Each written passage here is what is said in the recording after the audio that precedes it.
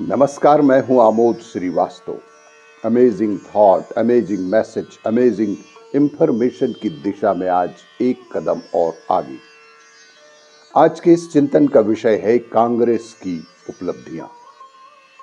आपको ये मेरा वीडियो अच्छा लगे तो लाइक करें, शेयर करें और लाल बटन दबाकर सब्सक्राइब अवश्य करें।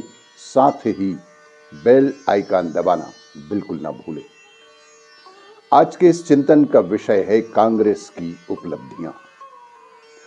जस्टिस जीडी खोसला वो जज थे जिन्होंने नाथूराम गोडसे केस की सुनवाई की थी और नाथूराम गोडसे को फांसी की सजा दी थी।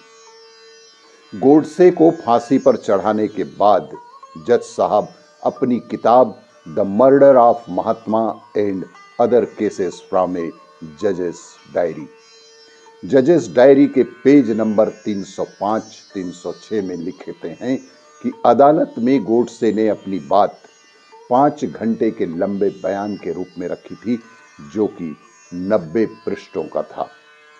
और 5 घंटे तक लगातार बोलने के बाद जब गोडसे ने बोलना बंद किया, तब सभी सुनने वाले स्तब्ध थे और बेहद विचलित भी थे। एक गहरा सन्नाटा था। जब उसने बोलना बंद किया, महिलाओं की आंखों में आंसू थे और पुरुष भी खांसते हुए रुमाल ढूंढ रहे थे। मुझे कोई संदेह नहीं है कि यदि उस दिन अदालत में उपस्थित लोगों की जूरी बनाई जाती और लोगों को गोडसे पर फैसला देने को कहा जाता, तो उन्होंने भारी बहुमत से गोडसे को निर्दोष करार दिया होता।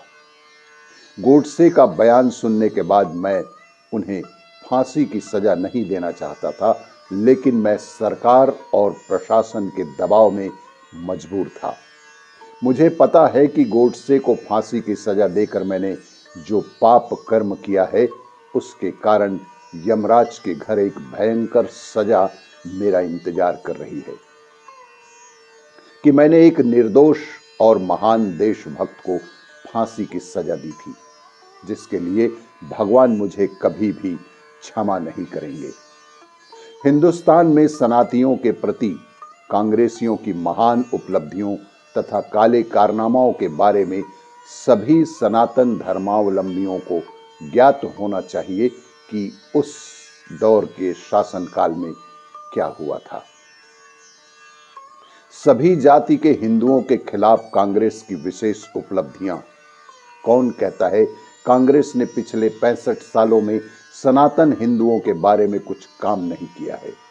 काम तो बहुत किया है, लेकिन केवल अपने मुसलमान भाइयों के लिए ही काम किया है।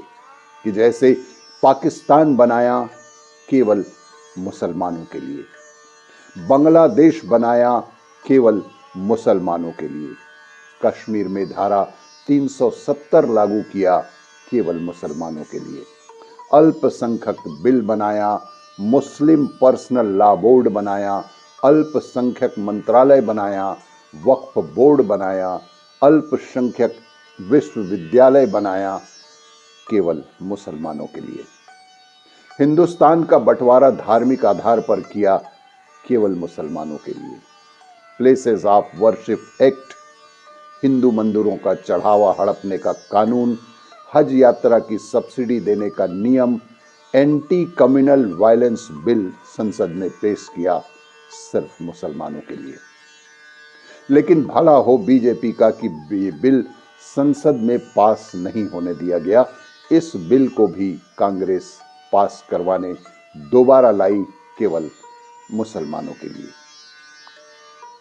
और कहीं अगर यह बिल पास हो गया होता तो हिंदुओं को खत्म करने में मात्र 10 साल ही लगते। अगर किसी को कोई शक शुबा हो तो गूगल पर जाकर सर्च करके पढ़ सकते हैं और सच्चाई को जान सकते हैं कि देश को चुपचाप इस्लामिक देश बनाने की तैयारी थी कांग्रेसियों की, और हिंदुओं को सिर्फ आरक्षण का झुनझुना देना था ताकि हिंदू समाज सदा बिखरा रहे और आपस में लड़ता रहे और कभी गजवाए हिंद द्वारा अपने इस्लामीकरण की साजिश को समझ ही ना पाए। हिंदुओं को दोयम दर्जे का नागरिक अर्थात सेकंड रेट सिटीजन बनाने के लिए हिंदू कोड बिल लाई, वो भी केवल मुसलमानों के लिए। बेहद चिंतन का विषय है, इसे आप सबको जानना जरूरी है, क्योंकि पढ़ेगा भारत तभी तो गद्दारों की छाती पर चढ़ेगा भारत। आपको ये मेरा वीडियो अच्छा लगे तो लाइक करें, शेयर करें और सब्सक्राइब अवश्य करें। धन्यवाद।